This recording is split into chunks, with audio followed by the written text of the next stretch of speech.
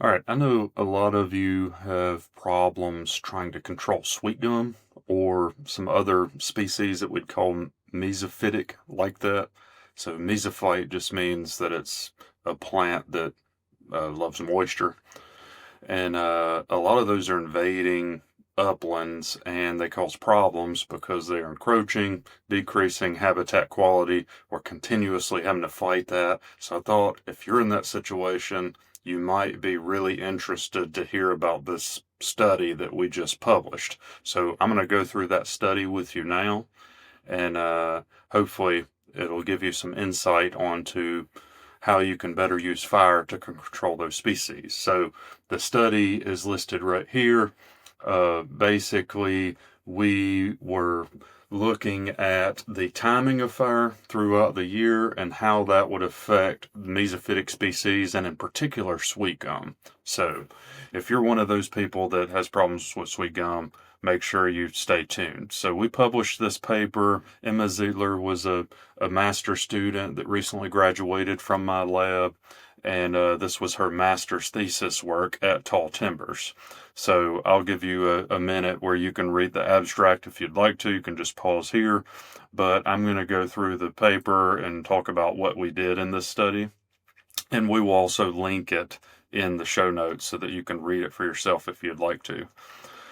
So here's showing you kind of an image of the site. So this is the kind of stand conditions that we are looking at. You can see that's pine dominated the overstory. The understory, there's enough sunlight getting in that we have a developed ground layer, but we have problems with a bunch of unwanted hardwoods, even though we're repeatedly managing these stands with fire over long term.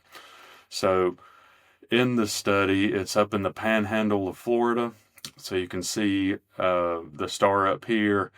The study design, we had a spring fire, summer fire, fall, and winter, and they were all in these randomized blocks. So this is just called a randomized block design. It's a really strong experimental design to test hypotheses.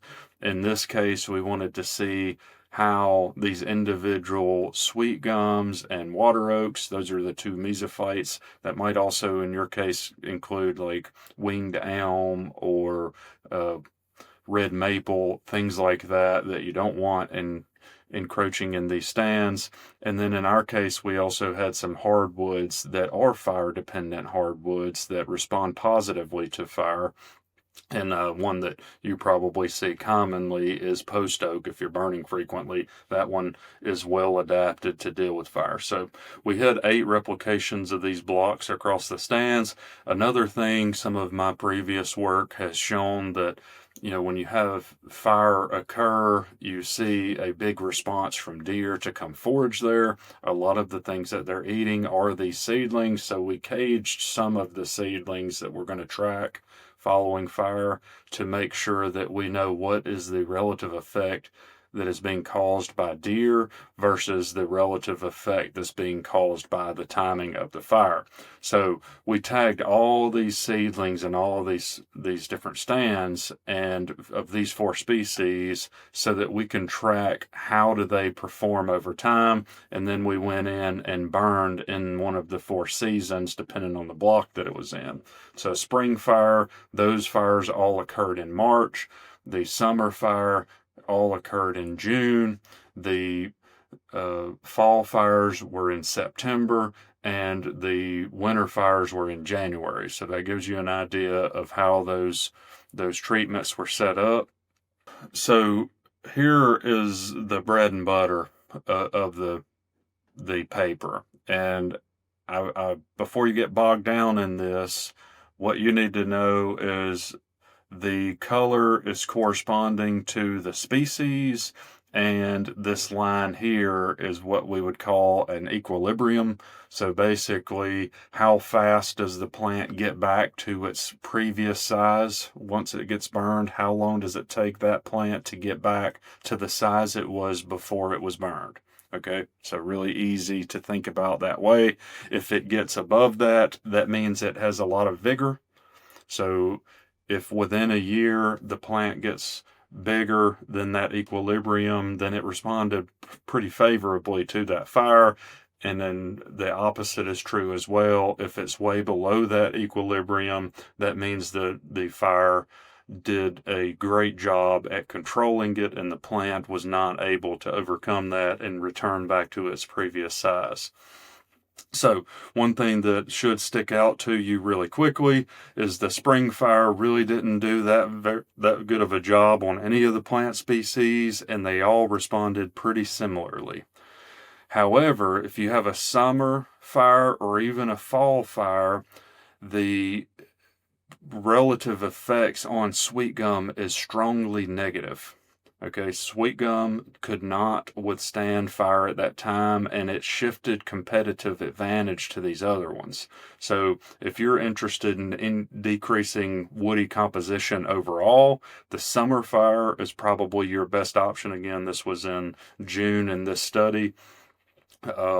But you can see the pyrophytic or the fire-loving plants, that was the post oak and mockernut hickory in this case, they returned back to about the same size within a year, but the sweet gum was substantially suppressed by fire at that timing. So pretty important finding there. Fall, again, sweet gum almost got back to the same size within a year following the fall fire, but that promoted the pyrophytic species, and we've done other work showing that the fall fire also promotes a lot of forbs. We'll get some of those forbs from the summer fire, but we definitely get more from the fall fire, and we still have a pretty strong negative effect on sweet gum, especially relative to these fire-loving plants. So summer and fall, if you're interested in controlling sweet gum and promoting some of your fire-dependent species, those are the times to apply it. You can see in the winter fire, those vigorously resprouted. In most cases, they're much bigger the following 1 year after fire than they were before the fire even occurred. So, not a very effective way to control the woody encroachment in that case. Another thing, you can't see it on this figure, but I'd like to note, we tracked how many of the individuals died as a consequence of the fire, and particularly with sweet gum and water oak in these stands, more individual stems died following the fall fire than any of the other treatments. So not only are you seeing a similar suppression from the fall as you did the summer, but keep in mind that more of those stems are actually dying to that fall fire. One of our studies that we just recently published across the Southeast showed a similar effect where about 15% of the stems were dying following fall fire. So that's something to keep in mind. So summer is really good at suppressing their growth rate, and fall is not quite as good at that, but it did kill more of the stems. So I'd treat those fairly equally if your objective is to control sweet gum outright. So we actually, in this case, did not see an effect of deer. So for some of you that are familiar with statistics, here's showing you the table of the analyses that we performed. We did not see an effect of herbivory in this case. I think it's probably because the study area, first of all, it's all wide open. There's all the food that you could ever want if you're a deer in the understory, and everything's being burned frequently. But also, there's just not that many deer in that landscape on the study area that we were in. So I think we probably would have seen some additive effects. So in other words, deer would have exacerbated the effects that we saw if they had been in relatively high abundance.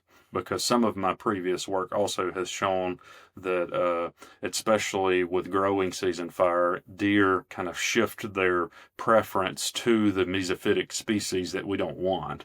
So that's a benefit that they would actually help us meet our objectives in this case. So I'll link this paper. You can go through in detail, but those are the main findings. Again, I'll recap. If you're interested in controlling sweet gum with fire, summer and fall fire is the best way to do that. So hope you enjoyed this. Stay tuned. I'm going to continue to add these research updates.